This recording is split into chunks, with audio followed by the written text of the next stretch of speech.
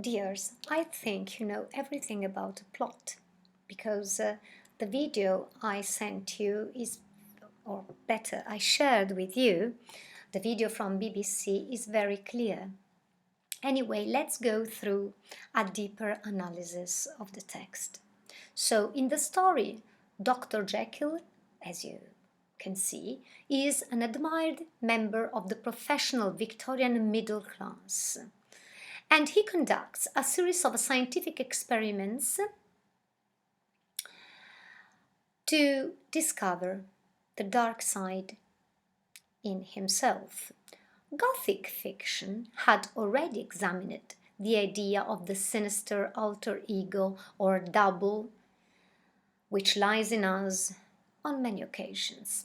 But Stevenson, with the Jekyll and Hyde, was to show the dual nature not only of one man, but also of society in general. Throughout the story, respectability, which was an important Victorian value, is doubled with degradation, abandon with restraint, honesty with duplicity. Even London itself has a dual nature, with its respectable streets existing side by side with the areas notorious for their squalor and violence. Dr. Jekyll is a good and admired man in his profession.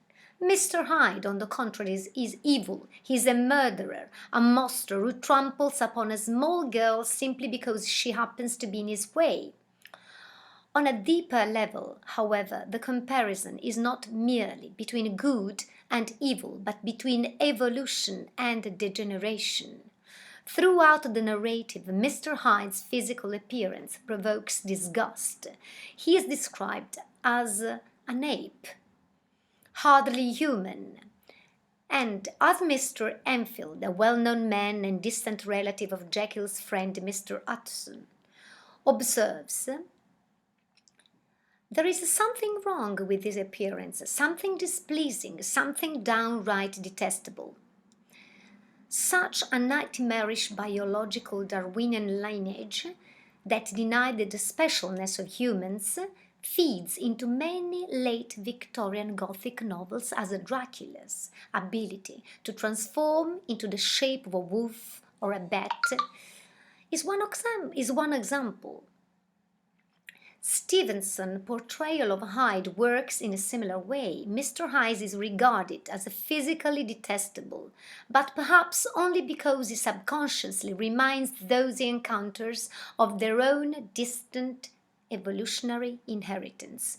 When Dr. Jekyll's medical colleague Dr. Lanyon witnesses Hyde transform back to Jekyll, the knowledge that the ugly, murderous beast exists within the respectable Victorian scientist and sends him first to his sick bed and to an early grave.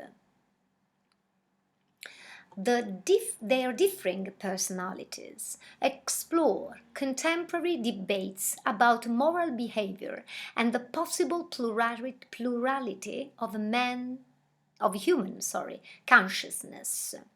By literally dividing the consciousness of Dr. Jekyll into the decent side that attempts and largely succeeds in suppressing desires that run contrary to the dictates of society, and the amoral side that runs riot in an attempt to gratify animal desire. Doing in such a way, Stevenson explores in a heightened fashion the battles played out in every one of us. As Dr. Jekyll observes, I saw that of the two natures that contended in the field of my consciousness, even if I could rightly be said to be either, it was only because I was radically both. Through Hyde, the respectable Dr. Jekyll is freed from the restraint imposed by society. He defines society in this way: my devil had been long caged. He came out roaring. So, in his confession at the end of the book, Jekyll observes that he will have to choose between being Dr. Jekyll or Mr. Hyde. But to become the latter would mean giving up on noble aspirations and being forever despised, and friendless. To become Jekyll, however, means giving up the sensual and disreputable appetites he can indulge as Hyde. So, in the end, we can say that the entire 19th century was often concerned with the concept of man's double self, often referred to as a doppelganger, that is a German term. This 19th century genre began with a story about a type of double when Dr. Frankenstein created his monster in 1818, and later Sigmund Freud and others before Stevenson wrote about men's contrasting natures. The double is also represented in even simpler ways in this novel. For example, Utterson and his kinsman Richard Enfield are so completely different from each other that people who know them are totally puzzled by their frequent walks together. And other things. But I don't want to be too long and annoy you, of course. So, just what else can we hide?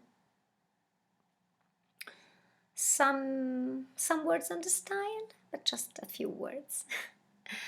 As for the style, the novel is a short and complicated text, a masterpiece of timing and disclosure, helped by use of letters and multiple narratives. The text is meant to be unsettling. There is an insidious evil within Jekyll, so that it shocks us that a respected pillar of society is capable of murdering also children. Jekyll is a man scientifically analyzed, and the story must end in death because both sides cannot be sustained and will burn one another out. There is also a sense of moral retribution for Jekyll, who would have been safe if only he had repressed his dark side. The story makes the reader engage with the moral questions which apply to any time, becoming a sort of analysis of the hidden self. So, my students, this is just a hint. Go through the story and I'll send you questions on the story you have read. So, thank you for your patience. Sorry, I have no voice. Hugs and kisses to all of you. Bye, my dears.